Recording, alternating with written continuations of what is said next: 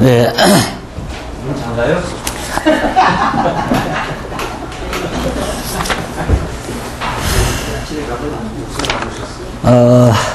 470페이지.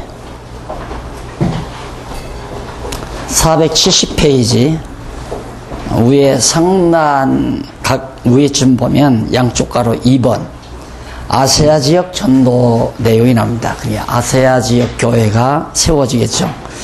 그래서 구부로, 비시디아, 그 다음에 이고니온, 기타 여러 지역에 하나님의 말씀이 증거되는 곳마다 바로 아세아 지역의 교회들이 하나하나 세워지는 문제. 그리고 이제 할례와 율법에 대한 그런 변론이 일어나는 내용이 나옵니다. 그 이유는 교회마다 이미 예루살렘 교회가 많은 핍박을 통해서 유대인 크리스찬들이 이제 도망가잖아요. 피난을 가가지고 그 이방 지역에 많이 자리를 잡습니다.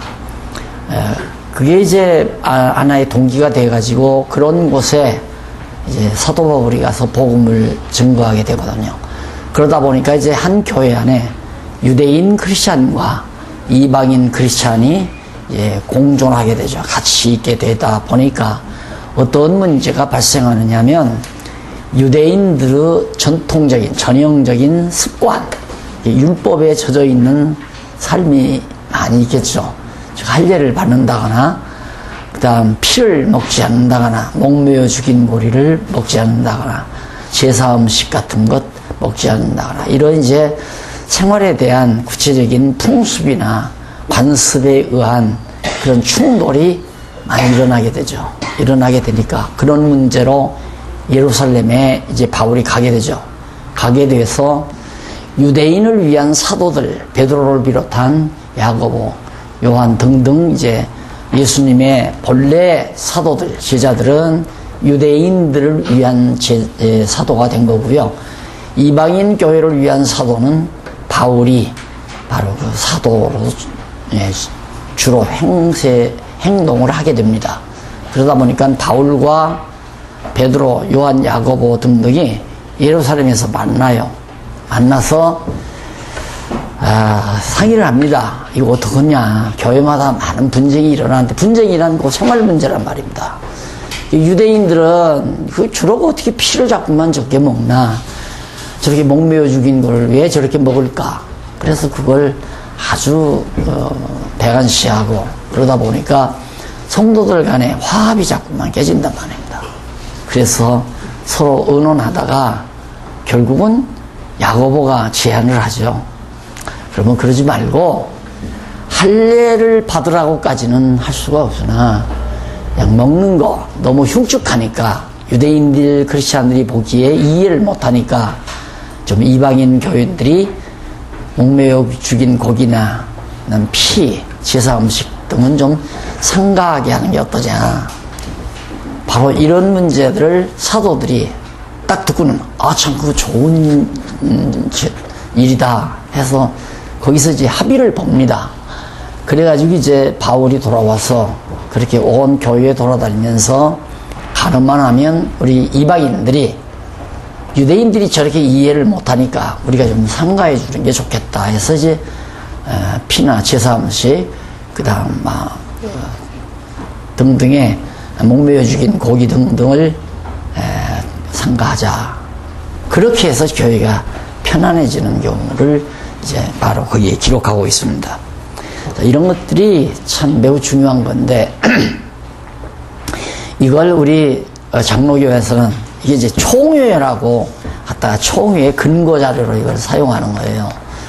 그런데 총회라기보다도 지도자들이 모여서 이제 건동 문제거든요. 이런 것들은 개고기 먹는다고 해서 그걸 개고기 목매어 죽인 고기 먹는다고 해서 지옥 가는 것도 아니고 죄가 되는 것도 아니지만 성도끼리 서로 오해가 되니까 그 상가하자. 그래서 덕을 세워나가기 위한 하나의 합의를 봐서 교회를 평화롭게 하는 그런 아름다운 전경들을 우리가 볼 수 있습니다. 아마 이런 일들이 우리 교회 안에서는 많이 있으리라고 생각합니다. 예를 들면 오늘 우리 정말 회개하고 돌아왔어요. 교회를 믿는데 목사님에게 세례까지 받았어요. 받았는데 이 양반이 담배를 못 끊고 다 세례 받을 때는 담배도 끊고 술도 끊겠다 하고 약속을 했는데 그게 억지로 되는 일이냐 이 말이에요. 근데 그런 일이 들켰어요. 보니까 세례 받았는데 저쪽 모롱에 가서 구석에 가서 담배를 피다 나온단 말입니다.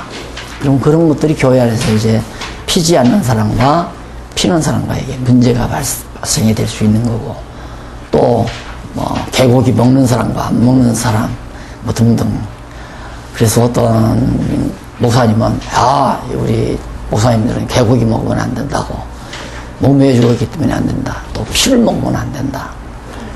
한동안 날 율법에 대한 문제 가지고 날 자꾸만 노예가 귀찮게 할 때, 왜 목사님은 피 먹지 말라고 성경에 분명히 했는데, 왜 그 도로피 같은 거, 바로 그 포스들이 가서, 총 가지고 가서 산에 가서 노루 잡잖아요. 바로 연락하면 막 차 타고 와서 바로 그 피구녕에다 대고, 총구녕에다 대고 피를 쭉쭉 먹고, 그런 사실을 제가 안단 말입니다.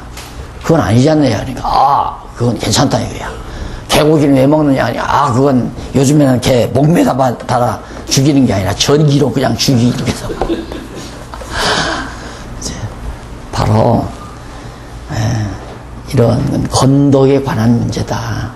다 문화가 다르니까 다를 수 있잖아요. 개고기 먹는 우리와 먹지 않는 나라가 우리를 비방한다고 하잖아요. 그런 사람들은 또 우리가 안 먹는 고기를 먹는 경우가 많단 말입니다.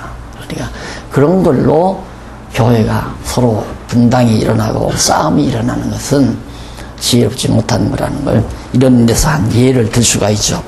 그 다음 이제 아세아 지역 말고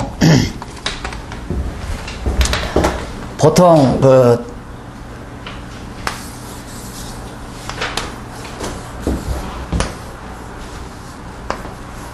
이렇게 해서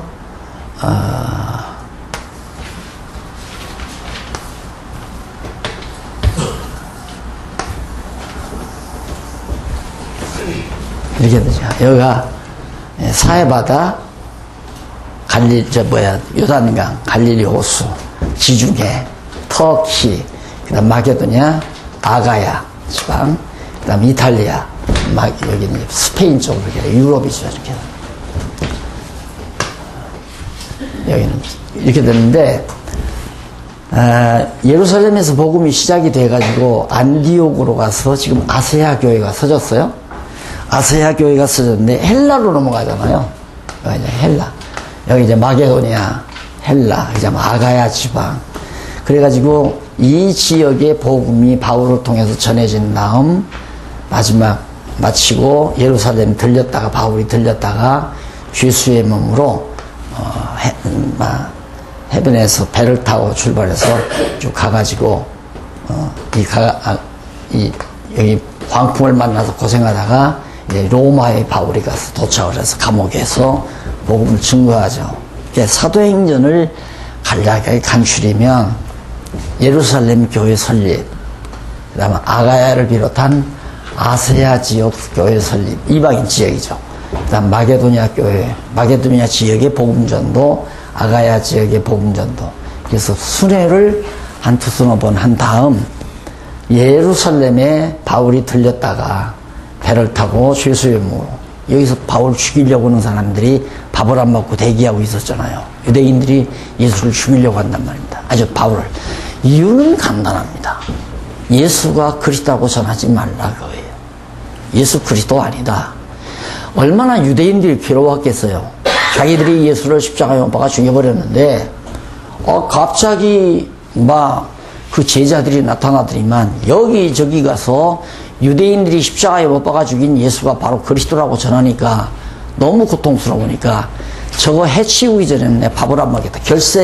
결사대들이 조직이 돼가지고 바울이 오기만 하면 죽이려고 하다가 그럼 바울이, 나는 로마 시민권 가지고 있는 사람이다. 내가 로마 카이사에 가서 재판받겠다 그래가지고 바울이 배를 타고 이제 로마까지 가는 것으로 사도행전이 끝이 납니다.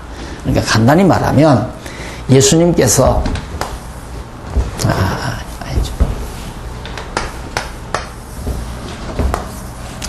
예수님께서 베드로에게 네가 고백한 주는 그리스도시요 살아계신 하나님의 말씀이라고 고백한 그 진리 터 위에 내 교회를 세우겠다. 예수님께서 교회를 세우겠다 언약하시고는 이제 정말 내가 가서 보혜사 성령을 보내마 해서 성령이 임해가지고 오셔서 지금 성령이 예루살렘 교회 세웠단 말입니다. 성령 충만 받아가지고 베드로가 복음을 전할 때만 하루에 3,000명, 5,000명 돌아와서 예루살렘 교회가 세워졌는데 참 하나님 놀랍죠. 예루살렘 교회를 그냥 놔뒀으면 아마 몇십만 명 교적부를 가질 수 있는 엄청난 맘모스 교회가 예루살렘 교회가 서졌을 거예요. 그런데 복음을 듣자마자 사정없이 하나님께서 환란의 광풍으로 막 불어제킵니다. 사도를 잡아다 죽이고 스데반 잡아다 죽이고 야고보 목베어 죽여버리고 핍박이 가하니까 다 막 도망쳤단 말입니다. 사방부터. 예. 그래서 흩어지게 된 거예요. 그래가지고 이렇게 예루살렘에서 흩어진 유대인 그리스도인들, 그리고 예루살렘에서 복음을 듣고 흩어졌으니까 이들이 가는 곳마다 야, 그 유대인들이 십자가에 박아 죽인 예수가 그리스도네. 너무 간단하게 복음이 핵심적인 복음이 증거된 거죠. 그런데 제가 이걸 성경에서 깨닫고 나니까 야, 정말 그동안 그때만 해도 한국교회 뭐 한 100년 역사다 막 뭐 복음 깨달을 때 100년 역사 곧 된다고 그러잖아요. 100년 역사 동안에 내가 자라나면서도 내가 복음을 예수를 믿으면서도 예수님이 그리스도라는 말을 들어본 적이 없는 것 같아요. 그냥 명제적으로 예수는 그리스도, 예수 그리스도라는 말을 많이 들었는데 예수는 그리스도시다. 이런 내용을 들어본 적이 없어요. 그리고 누구도 그렇게 복음을 전한 적이 없고, 그러니까 복음의 핵심이 빠져버린 거죠. 예수가 그리스도라는 사실을 증거해야 되는데 예수가 그리스도라는 사실을 증거하는 핵심은 빠져버리고 언저리 내용들만 많이 전파됐다. 예수 잘 믿어야 복도 받고, 예수 잘 믿어야 구원도 얻고, 예수 믿어야 우리가 핍박을 여러 가지 하나님의 구속의 은총을 받아 누린다. 이런 등등의 내용만 많이 무성하게 전파해서 듣게 됐지 핵심인 예수가 그리스도라는 말은 못 들었다. 이렇게 흩어져서 사는데 바울이 가는 데마다 유대인들이 이제 회당을 짓고 살잖아요. 이 지역마다 유대인들이다. 그 유대인 회당이 주로 바울이 가서 복음을 증거하는 그런 처소가 됐댔어요. 그래서 처음 이제 예루살렘 교회에서 도망간 여기서 이제 안디옥 교회가 서지게 되고, 그래서 헬라 교회가, 아세아 교회가 서지게 되고, 그 다음에 이제 헬라 마게도니아 교회죠. 그게 지금 16장 6절로부터 471페이지 양쪽 가로 3번 거기 나오죠. 헬라 지역 전도, 그래서 빌립보 전도. 자, 여기 이제 재미난 사건, 지난번에도 대략 말씀드릴 때 그랬지만 바울은 복음을 이쪽에서 더 전하려고 그래. 아세아 지역에서 더 전하려고. 만약에 바울이 그때 이쪽에 전했다면 복음이 이렇게 해서 얼마나 순조로워요. 이리 전해서 여기 이제 이락, 그 다음 이란 등등 해서 쿠웨이트, 이란, 시리아 뭐 등등 해가지고 파키스탄, 아프가니스탄 등등 해서 이제 인도로, 중국으로, 대한민국으로 이렇게 돌아왔을 거, 복음이. 이쪽으로 돌아왔을 거 아니에요. 그런데 하나님께서 이를 막아요. 아니다. 아세아 쪽으로 가지 말라. 못 가게 해놓고는 밤에 환상이 보이잖아요. 이 건너편에서 손으로 까부르는 환상을 봐요.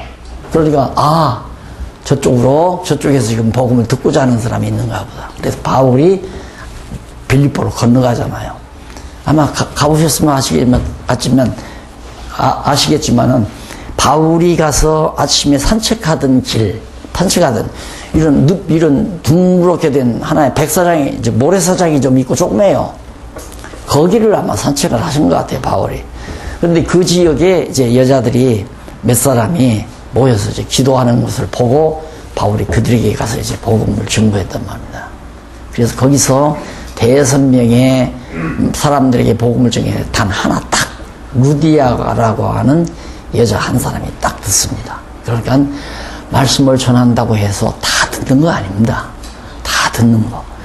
거듭 얘기지만 귀 있는 자만, 예수님께서도 귀 있는 자만 들어라. 이 말씀이 들려온다는 것만큼 복된 게 없는 거죠. 복된 것이. 우리 박 목사님 이제 이 말씀 듣고 모자나죠. 해외에 가서 아마 복음을 증거할 기회가 있으신 모양인데 그때 가서 이제 말씀을 선교사들에게 또 거기 한인 성도들에게 전하실 모양인데 벌써 사모하는 영혼은 하나님이 준비해 놓은 거예요. 그러니까 하나님께서 여기를 못 가게, 이쪽으로 못 가게 하는 것은 들을 사람이 여기 있다 가봐라 그 말이에요. 그래서 가니까 진짜 루디아라는 여사가 딱 알아듣고 빌립보성에서 자주장사하고 있었잖아요.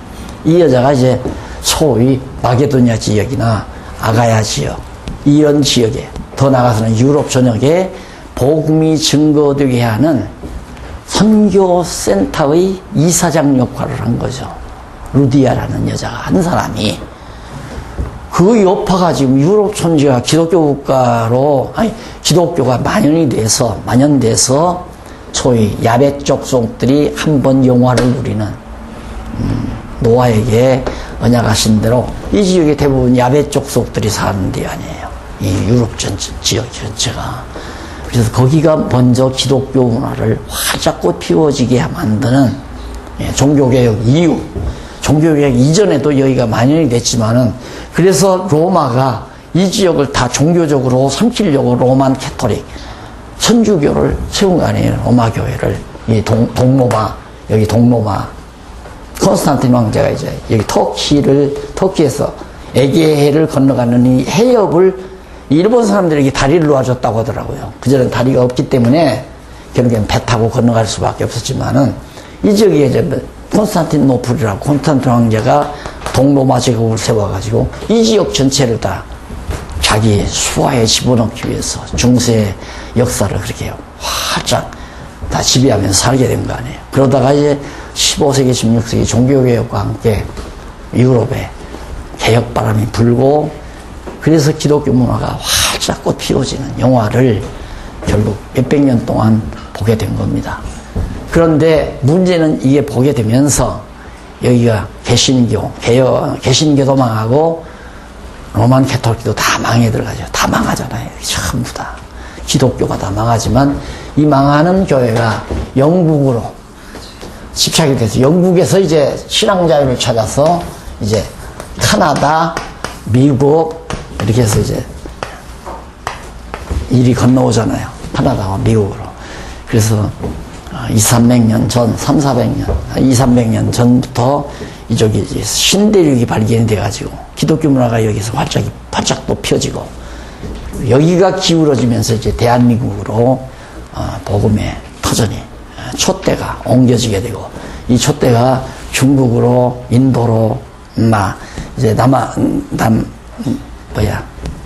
동남아 쪽으로 중동아시아 쪽으로 중앙아시아 쪽으로 그 다음 이제 중동으로 쫙 퍼져나가는 이런 놀라운 복음의 물결을 우리 역사 현장에서 우리가 보고 있는 거란 말이에요. 그게 바로 바울을 이쪽으로 보내느냐 이쪽으로 보내느냐의 분수령길이었다. 전 그렇게 봐요. 그래서 여기 현장에 딱 보니까 뭐 막 성벽이 쌓여있고 이쪽으로 완전히 계속 이 침략자가 들랑달랑하는 노선이었어요. 여기가. 그러니까 서구 문명이 동양 문명과의 충돌이 여실히 보이더라고요.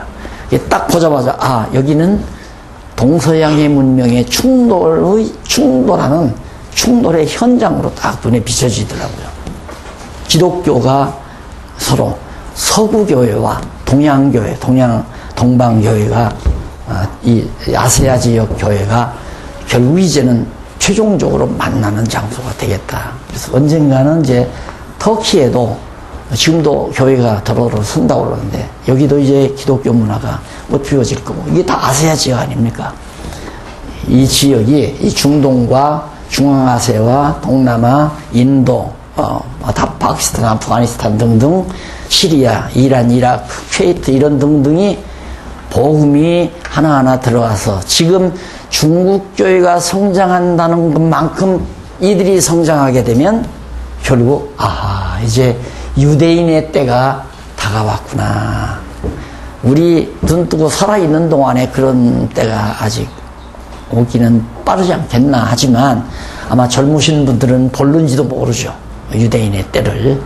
그러니까 그렇게 하나님의 역사는 빈틈없이 진행되어져 가고 있고 진행될 것이고, 자, 이렇게 역사가 보이는 것은 사도행전 역사를 여기에서 이제 판가름하면서 제가 말씀을 드린 겁니다. 그래서 마게도냐 빌립보 교회 가서 지면서 데살로니가 교회, 그 다음 아가야 지방의 고린도 교회, 아덴에 들려서 복음의 고린도 교회 등등 세워져 가지고 결국 하나님께서, 예수님께서 베드로에게 약속한 대로 내가 내 위에, 내 위가 아니라 내가 고백한 그 신앙 고백 진리 터 위에 내 교회를 세우한 대로 성령 보내가지고 사도행전에서 이렇게 교회가 서졌다. 따라서 예수님의 언약은 빈틈없이 이루어졌고 또 이루어졌고 또 현재 우리나라에 이루어졌고 이루어지고 있고, 중국에서 이루어지고 있고, 인도에서 이루어지고 있고. 인도에서 가끔 연락을 받거든요. 벌써 인도에서 성경신학 번역운동이 일어납니다. 아직 이렇게 방대한 목사님들이 보고 있는 저 교재까지는 힘들지만 단편집이 있거든요. 성경적 기독교라고 하는 것이 영문으로 번역이 돼서 세계로 지금 퍼져나갔는데, 그걸 번역을 누가 했느냐 하면 카나다에 계신 경제학 박사, 우리나라 유명한 경제학 박사가 과거에 노태우 대통령이나 김영삼 대통령 이런 때 경제 기획을 수립할 때 이제 그분을 초청해다가 청와대에서 자문을 받고 하던 그런 분인데, 이분이 어떻게 이 말씀을 듣게 돼가지고, 당신은 신학자도 아닌데 오랜 동안 예수를 믿고 신앙생활을 하셨던 것 같아요. 근데 이걸 접하고 나서 그 책을 번역을 했어요. 그래서 그게 번역이 돼서 이제 인도에 연결이 돼가지고 거기에 이제 목사님들에게 전달이 되는데, 그 사람들은 영어 잘 알잖아요. 그걸 딱 보더니만 힌디어로 지금 계속 번역 중에 있다고 연락이 오더라고요. 힌디어로 번역이 되면 돈 들여서 하여튼 될 수만 있으면 막 수천 권, 이렇게 할 수만 있으면 수만 권이라도 번역해서 인도 전역에다가 뿌리고 싶은 그런 심정이 있습니다. 예, 그렇게 번역이 돼서 지금 나가는 것도 다 성령께서 해가시는 일이란 말이죠. 하나님이 사람이 하는 게 아닙니다. 성령께서 해가시는 일이죠.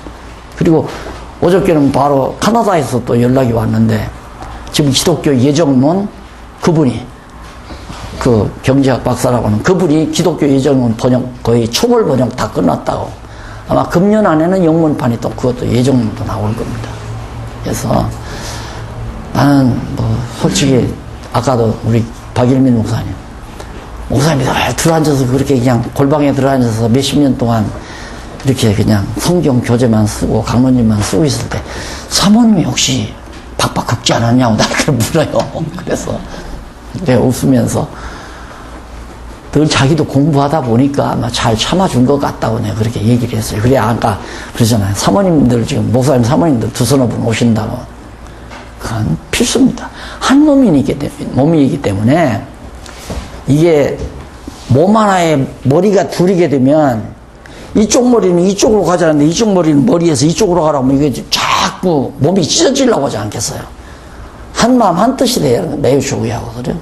그래서 보통 이제 목사님들이 대부리 함께, 특히 우리 조 목사님 같은 분은 사모님이 먼저 깨달아버려서 사모님도 신학을 했는데, 이젠 난 성경신학 이걸로 내 신앙 완전히 잡았다고.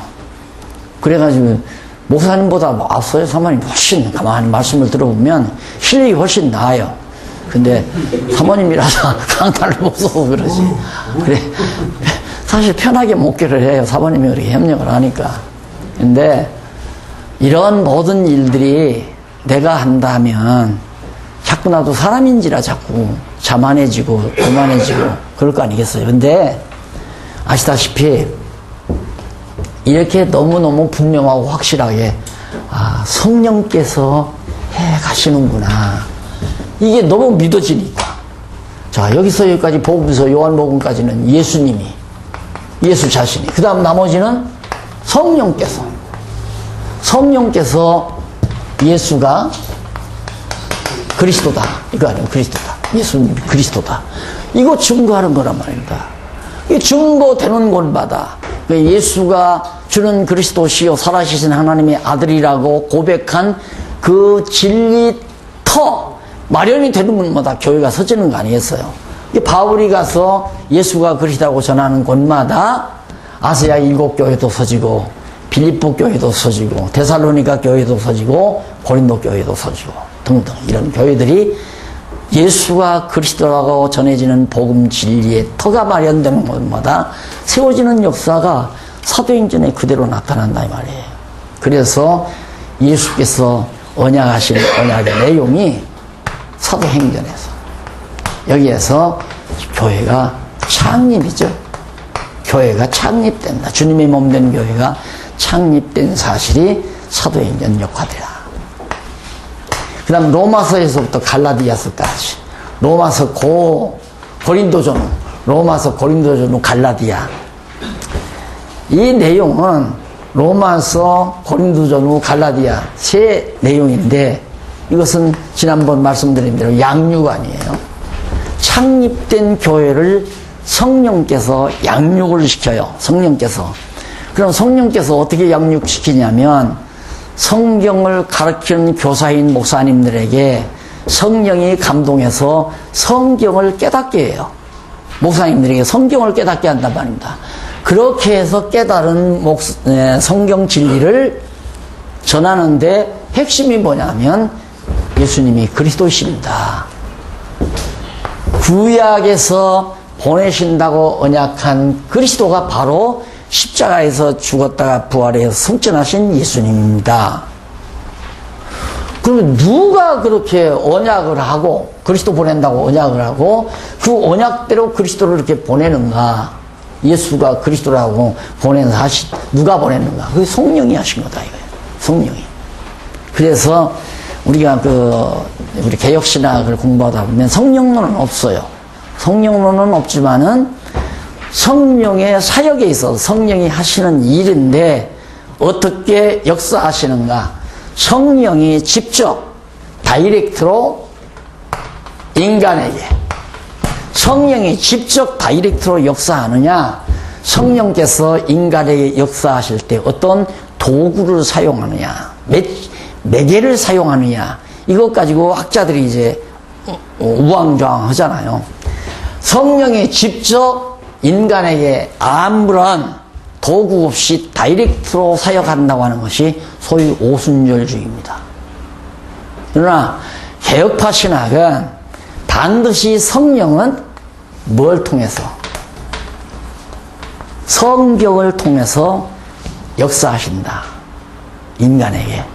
그러니까 성령이 우리에게 역사하실 때 매개체가 뭐냐? 성경이다. 그러니 왜? 성령께서 성경을 우선 기록했잖아요. 왜? 쓰시려고. 이 성령이 감동해서 기록하게 했단 말입니다. 그럼 기록된 성경을 그 다음 그 성경을 깨닫게 기록만 한 것이 아니라 성령이 감동해서 성경을 깨닫게도 한다 그 말이에요. 그럼 먼저 선각자인 목사님들에게 성령께서 성경을 깨닫게 함으로 선생이 되는 거예요. 이 집사, 박 집사, 김 집사보다도 먼저 깨달았으니까 선생 아니에요? 선생. 먼저 알았으니까. 이게 먼저 안 것을 이제 성경을 알고 있는 목사님이 이제 성도죠. 이게 다. 성도 중에 앞선 자, 그게 목사님 아닙니까? 목사님이 깨닫지 못한 자에게 전달을 해주는 거예요. 그 전달 과정도 성령께서 감동해서 깨닫게 만들어가는. 그러니까 목사님에게 깨닫게 하는 것도 성령께서 하시는 거고, 깨달은 성경을 성도들에게 가르칠 때 성도들이 깨닫는 것도 성도들에게 성령께서 감동을 해야, 그래야 귀 있는 자가 된다는 얘기죠. 성령이 감동하지 아니하면 절대 못 알아들어요. 왜냐하면 하나님의 영만이 성령이죠. 하나님의 영만이 하나님의 기쁜 뜻을 한다고 고린도서에 나오잖아요. 아무도 모른다. 하나님의 깊은 뜻을 아무도 모른다. 아무리 철학자, 아무리 박사가 되고 뭐 박사학위가 5개, 6개 된다 할지라도 세속적인 그런 지식으로는 절대 성경을 못 깨닫는다 그 말이에요. 그렇게 성경은 성령께서 성경을 기록하게 하시고 기록된 성경대로 깨닫게도 하시고 깨달은 진리터 위에 교회가 이루어지도록 교사들을 통하여 자꾸 택한 백성들을 불러 모아서 가르치게 하시고, 이게 사도 바울은 로마에 가서, 여기 로마에 가서 가만히 앉아 있어요. 근데 미끼로 작정이 된 자, 하나님의 뜻 가운데 미끼로 작정된 자, 다 바울한테 모여오는 거예요. 이래요. 전부 모여와서 바울이 전하는 말씀을 듣고 믿더라. 누가? 듣고 믿고 믿기로 작정된 자. 그게 아무나 믿는 게 아니라 믿기로 작정된 자만이 믿는다 그 말이죠. 그러니까 그걸 성령께서 다 일일이. 그래 고린도 교회 서질 때 그런 일이 있었잖아요. 고린도 교회에 딱 가서 복음을 회당에서 전하는데 브리슬라와 아굴라가 이제 바울 뒷바라지 해가지고 회당에서 전하는데 유대인들이 쫓아왔잖아요. 아덴에서 도망쳐가지고 고린도로 왔는데 유대인들이 뒤쫓아왔단 말입니다. 와가지고 막 방해를 하고 회당에서 못 전하게 하고 회당장 불러다가 왜 문 끌어줬냐, 문 닫히고 문 잠가버리지 왜 끌어줬느냐 하니까 철거해버려요. 회당 문 잠가버리고 그 다음 이제 하니까 브리스길라와 아굴라가 바울을 데리고 자기 집으로 사가로 데리고 갔잖아요. 데리고 가서 그날 밤 잘 자고 이제 그 이튿날 새벽이라도 도망치려고 그러는데 주위에 사자가 딱 바울에게 나타나서 바울아 안심해라. 내가 내 신변 보호한다. 이 고린도 성에는 미끼로 작정된 자가 고린도 여기 아가야 지방이니까 미끼로 작정된 자가 많이 있으니까 당분간 그들이 다 믿을 때까지도 여기 당분간 머물러 있어라. 그래서 1년 5개월 동안 1년 6개월 동안 1년 반 동안 고린도에서 바울이 복음을 증거했잖아요. 미끼로 작정된 자들이 거기도 와서 바울의 말을 듣고 예수가 그리스도의 힘을 읽고 주님의 몸된 교회로 서져가는, 고린도 교회가 서져가는 그런 역사를 사도행전에서 우리가 찾아볼 수가 있죠. 자, 그래서 헬라 지역 전도 마치고 그 다음 넘어가서 전 지역 순회, 이 헬라 지역 다 한 다음에 이 지역 전부 순회 몇 번 하고 이제 로마로 갔던 대목이 나옵니다. 기타 지역도 순회하고 넘어가서 예루살렘의 박해 21장 474페이지 제일 상단 양쪽 가로 5번 예루살렘의 박해가 이루어지고 23장까지 그리고 가이사라의 박해 24장에 나오죠. 이쪽 475페이지. 그리고 로마 전도가 7장에서 28장까지 쫙 나옵니다. 자, 그런데 처음에 내가 성경을 잘 몰랐을 때는 참 하나님이 이해가 안 가는 거예요. 왜 바울 같은 사람은 가는 곳마다 좀 고급 호텔도 좀 마련이 되고 가면 막 프랑카토 써서 바울을 뭐 내 방을 환영한다는 환영 물결도 좀 일어나고 그 대우를 받으면서 다 근사하게 회당들이 있으니까 다 사람들 모여가지고 바울이 편안하게 복음을 증거하게 하는 게 아니라 이 증거하는 과정을 보면 예를 들어서 뭐 에베소 교회 가서 복음을 증거한다. 그럼 유대인들이 와서 죽이려고 해요. 밤에 막 도주를 해요. 루스드랑가 어디에서는 막 성벽을 바구니를 타고 밤에 바구니 타고 성벽을 넘어서 도망치지 않았어요. 하나님이 그렇게 하시더라고요. 그러니까 환란을 피해서 가는 곳마다 복음의 씨앗이 떨어지는 거예요. 왜 하나님이 그렇게 하시는가? 그렇게 하시는 이유를 나중에 보니까 사도행전 보면 사도 바울이 이제 다메섹에 예수를 믿는 사람들이 있다 해서 잡아 죽이려고 가잖아요. 다메섹 도상에서 주님께서 나타나요. 사울아, 사울아. 네, 주여 누시옵니까? 그러니까 나는 내가 핍박하는 예수다. 그러니까 깜짝 놀라가지고 너 이제는 내가 이방을 위해서 너를 택해놓으라. 그러면서 이제부터 너는 이제 종이 된다는 사실로 도상에서 불렀어요. 부르면서 바울에게 약속을 해요. 네가 얼마나 나를 위해서 고난을 당할는지를 두고 보면 안다. 그때 바울이 고난 당할 것을 이미 예수님께서 딱 예언을 해요. 그러니까 바울이 가는 곳마다 고난을 당하는 것은 다메섹 도상에서 나타나서 말씀하신 그 예수님이 바로 그리스도가 더욱 분명하구나. 바울의 입장에서는 확인이 될 거 아니에요. 안 그래요? 그런데 만약에 예수님은 너 가는 곳마다 나를 위해서 이제 고난 당한다 그렇게 예언했는데 가는 곳마다 왜 바울 선생님이 이제 오셨습니까? 막 환영을 하고 고급 호텔 빌려놓고 막 모셔오고 지기지기 환영을 하고 대접을 하고 이랬다면 야 진짜 고난 당한다고 예수님은 예언했는데 말짱 헛거네. 안 믿어줄 거 아니에요. 이 바울은 고난을 당하면 당할수록 맞다 이거예요. 그러면서도 내가 얼마나 주의 이름을 핍박하고 예수를 믿는 자들을 잡아 죽이려고 해. 거기에 비하면 자기는 그 고난 당하는 거 마땅하다고 자기는 바울은 생각하는 거예요. 그래 낙심하지 아니하고 환난이 온다 할지라도 두려워하지 아니하고 계속해서 가는 곳마다 목숨 내대고 예수가 그리스도라는 말을 증거하게 된 것. 근데 자칫 잘못하면 복음 전도사는 바울처럼 고난 당해야 된다. 이걸 또 원리로 적용할 수도 있어요. 왜? 봐라, 바울은 가는 곳마다 고난을 당했다. 그러니 나도 가는 곳마다 고난 당해야 된다. 그건 아니에요. 그건 아니고 고난 당할 수도 있고 환영받을 수 있고. 바울이 그런 말 하잖아요. 내가 일체의 비결을 배웠다. 내가 부유하게 살 줄도 알고 가난하게 살 줄도 안다. 하나님께서 가난하게 하시면 가난한 거고 하나님이 부유하게 하시면 내가 누구 못지않게 나도 부유하게 살 수 있다. 그런 비결을 내가 배우더라. 그리고 바울이 얘기하죠. 그러니까 복음을 증거하는 교역자들은 가난해야 한다. 가난해야 한다. 이렇게 주장하는 것도 잘못된 생각이죠. 가난할 수도 있고 부유할 수도 있는 거죠.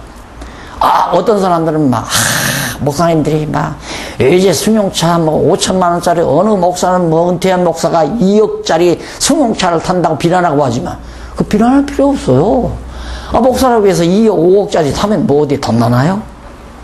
근데 그걸 탄다고 해서 잘난 척하면 안 되죠.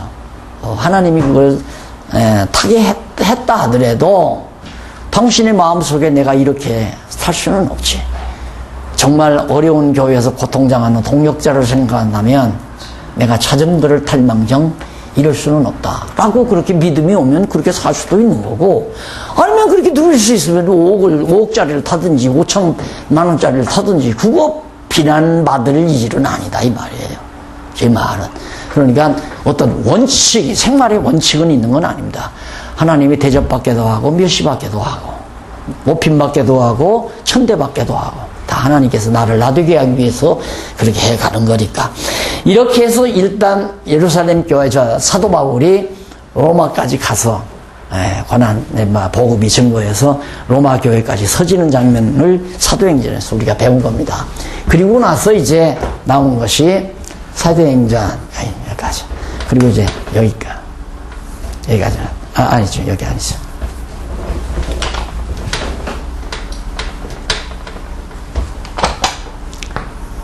아까 이게 말씀드린 게 아주 중요한 얘기예요. 성령은 성경 말씀을 통해서만 역사한다. 직접 다이렉트로 역사한다. 그거 생각만. 오순절 성령은 그때는 성경이 없었잖아요. 구약 성경밖에 없었단 말입니다. 그러니까 성령이 없어서 깨닫게 되니까 사도 바울이 아까 베드로가 아브라함부터 설교 시작하잖아요. 아브라함은 창세기 12장입니다. 창세기 12장부터 시작해서 예수 그리스도 십자가에 못 박혀 죽는 데까지를 사도 바울은 사도 베드로는 한 편의 설교 속에 다 담잖아요. 그 결론은 이분이 십자가에 죽으신 분이 바로 그리스도다. 그게 베드로의 설교 결론이었다. 이걸 듣고 어찌할꼬 하고 유대인들이 회개하고 돌아왔다. 그 얘기예요. 그러니까 여기도 구약 성경을 통해서 역사했잖아요. 회개하고 돌아오는 걸. 근데 성령이 이제는 신약 성경을 다 기록하게 해서 요한계시록까지 다 기록하게 했단 말입니다. 기록하게 해서 그냥 책으로 책으로 가지고 다니라고 기록하게 한 거 아니잖아요. 이 말씀을 통해서 예수가 그리스도이심을 믿게 하시려고. 그래서 성령은 반드시 성경을 통해서만 역사한다. 그래 개혁자 선배들이 종교개혁 당시에 16세기, 15세기 종교개혁 당시에 오직 성경. 예. 우리 개신교의 기본은 성경이 권위다. 성경이 최고의 권위다. 너무너무 잘 본 거 아닙니까? 그때는 성경이 단권으로 이렇게 나온 것도 아니에요. 한 단권으로 되진 것도 아니에요. 성경이 창세기, 출애굽기 각 권들이 막 여기저기 수도원에 다 흩어져 있을 때도 성경이 최고의 권위다. 그렇게 봤던 거거든요. 그러자 이제 16세기 인쇄술이 발달하면서 이제 한 권의 책으로 제일 먼저 인쇄돼가지고 우리가 지금 성경 한 권을 손에다가 딱 들고 다닌다는 건 엄청난 복이죠. 내가 대학원 다닐 때 그 교수가 그러더라고요. 가만히 환산을 해보니까 우리가 옛날 파피루스나 양피지에 기록된 성경을 한 권을 내가 가지려면 그때 돈으로 4억 내지 5억을 가져야 될 것 같다고 그러더라고요. 4억 내지 5억을 가져야 성경 한 권을 가질 수 있다. 왜? 다 카피를 해야 되니까. 양피지 만들어서 사람들 시켜가지고 전부 카피를 해야 되니까. 그렇게 해서 인건비 따지고 다 따지니까 4억 내지 5억을 가져야 된다고. 그런데 우리는 성경 너무 쉽게 그냥 한 3, 4만 원 주면 좋은 거 딱 가지고 주잖아요. 엄청난 복이죠. 그런데 이 성경을 알 수가 없으니 얼마나 답답한 거예요. 알 수 없다는 말은 하나님께서 아직 덜 깨닫지 못하게 하니까 몰랐던 거예요. 깨닫게 해서 그 말씀으로 무장시켜서 말씀 토대 위에 교회가 서졌다면 교회가 왜 무너납니까? 안 무너나죠. 그래서 예수님께서 예언한 대로 말씀을 듣고 그대로 행하는 자는 집을 반석 위에 세운 자고 듣지 아니하는 자는 모래 위에 세운 것이다. 그래서 참 안타까운 일이지만 한국교회가 이렇게 지금 무너지는 소리에 목사님들이 얼마나 마음 아파하는가. 선배 목사님들을 제가 자주 많이 찾아뵙는데 한 번은 가니까 그래요. 박 목사 참 외로울 때가 많아 그러더라고요. 목사님 웬 말씀이세요? 그러니까 아무리 바른 말을 해서 신문에다 기고를 하고 글을 써도 어느 후배 목사 한 분 와서 목사님 말씀 듣고 제가 정말 너무 감동을 받았습니다. 제가 깨달은 바가 많습니다. 그러면서 같이 동감하고 그런 분이 없다 이거예요. 그래서 내가 목사님 그렇게 생각하지 마세요. 목사님 보기에는 목사님 혼자라고 하지만은 에레미야가 주여 나만 홀로 남았나이다 했을 때 뭐라고 그랬습니까? 에레미야가 그랬나요?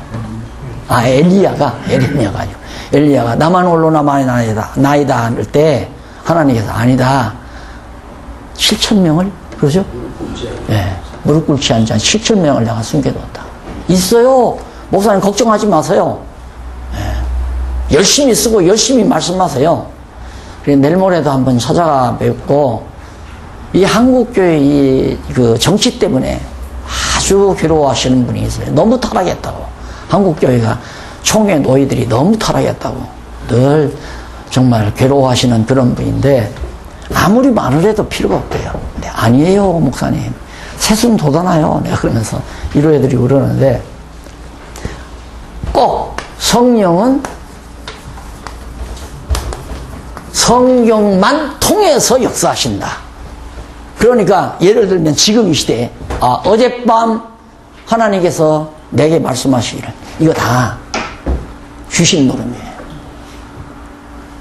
충격받지 마십시오.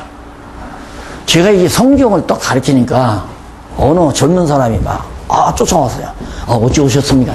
저 장안동에서 개척할 당시에요. 소문 듣고 왔습니다. 무슨 소문이요? 그러니까 목사님 성경을 너무너무 잘 가르친다는 소문을 듣고 왔습니다. 그러냐고. 근데 어떻게 이렇게 오셨냐니까 똑 얘기하다가 똑 뭘 내놔요. 노트를 하나 딱 내놓으면서 이거 어떤 아주 은혜 충만한 권사님이 기시받은 거라 이거예요. 그래서 다 기록해서 대학노트 이런 걸 하나 가지고 왔더라고요. 그래서 이거 당신 가방에다 넣고 다니면 어떻게 해? 빨리 대한성송회에다 갖다 줘가지고 계시록 후에 아무개 권사 계시록 빨리 집어넣으라고 하고 그랬더니만 주성돈 싸가지고 그냥 주랭랑 쳐버리고 말하더라고요. 성경만이라고 하는 말. 목사님들은 깊이, 정말 깊이 명심해야 됩니다. 성경만!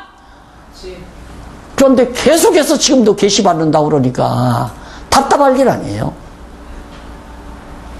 이렇게 청황무화하게 1.1획도 더하거나 덜할 수 없이 확고하게 하나님께서 성령 감동으로 주신 성경 말씀을 그걸 도의시하고 오늘 또 계시받아서 하나님께서 내게 말씀하시고 어젯밤 내게 말씀하시기를 이런 식으로 해서 엄청난 많은 영혼들을 병들게 했던 것이 우리 한국교회 지난날의 역사란 말이죠. 그렇다면 얼마나 앞으로 교회를 지켜나갈 우리 후배 목사님들 그냥 당돌하게 이렇게 말하는 게 왜 나보다 나이가 다 어리신 것 같으니까 목사님도 어리잖아요. 후배죠. 정말 목이 터져라고 부탁하고 싶은 건 오직 성경만. 솔라 스크립처.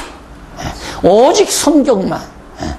이거 가슴 속에 깊이 깨닫고 사나 죽으나 성경 붙들고 늘어져야 됩니다. 이래야 한국교회 반석위에 성경 무시하고 세우는 교회 무너난다 이 말이에요. 모래사장 위에 짓는 거나 풍랑 일어나면 다 무너져 버리고 만다. 말씀 터 위에 지은 교회는 반석 위에 지은 교회.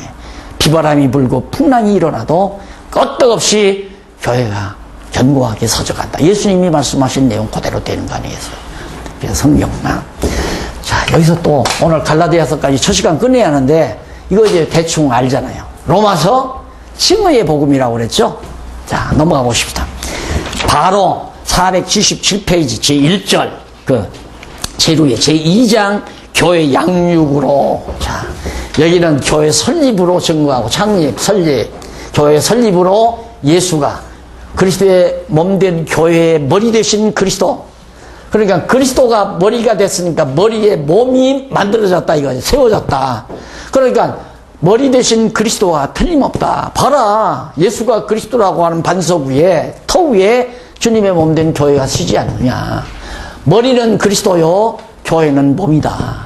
이 몸이 세워졌다는 사실이 사도행전이고 예수님이 말씀한 대로 두 번째로는 그 세워진 교회가 성령께서 양육을 한다. 무엇으로? 로마서의 진리, 고린도전서의 진리, 갈라디아서의 진리. 이 로마서는 무슨 진리인가? 칭의. 의롭다고 칭해준다 이거예요. 그러니까 구약시대 보면 하나님 앞에 제사 드리는 제사장들 있잖아요. 그 제사장들이 제사 드리는 규례 가운데 내용이 뭐냐면 제사장들 거룩한 제사를 드려야 하니까 거룩해져야 되잖아요. 그런데 거룩해지는 거 레위 자손이라고 해 특별히 거룩한 게 없어요. 거룩한 의복을 만들어요. 제사장복을 만들게 해요. 그래서 오색 영롱한 실로 식조를 해서 그걸로 제사장복을 만들어서 입혀놓고 기름을 뿌려서 거룩하다 해버려요. 이게 구약시대도 칭의예요. 레위 자손이라고 해서 특별히 피를, 거룩한 피를 받는 게 아니에요. 똑같이 인간의 피를 받아서 인간의 더러운 속성을 다 가지고 있지만 하나님께서 거룩한 옷을 만들어 입히죠. 입혀놓고 기름 부어서 거룩하다고 해요. 그래서 성소에 가서 제사하게 하고 지성소에 가서 제사하게 하고. 그러듯이 로마서도 더럽고 추악한 우리를 그리스도의 옷을 입혀가지고, 그리스도의 의의 옷을 입혀가지고 거룩하다. 그래서 성도로 만들어준다 이거죠. 그러니까 우리끼리 너는 의롭고 나는 의롭고 너는 죄인이다 이런 말 생각조차 하면 안 돼요. 너 어젯밤 살인했지 않마, 너는 죄인이야 인마, 살인했으니까 그 말도 안 통하는 얘기예요. 살인하면 죄인이고 살인 안 하면 죄인 아닌가요? 살인할 수 있는 동기가 우리 속에 다 있어요. 다만 그것이 밖으로 표현이 범죄를 안 했을 뿐이지 살인하는 미움, 형제를 미워만 해도 이미 살인했나니라. 그러면 밥 먹다가 딱 먹었는데 밥값을 안 내고 저거 하니까 저 새끼 저거 사람이 나도 무섭게 보네. 밥값도 안 내고 저거 왜 나가?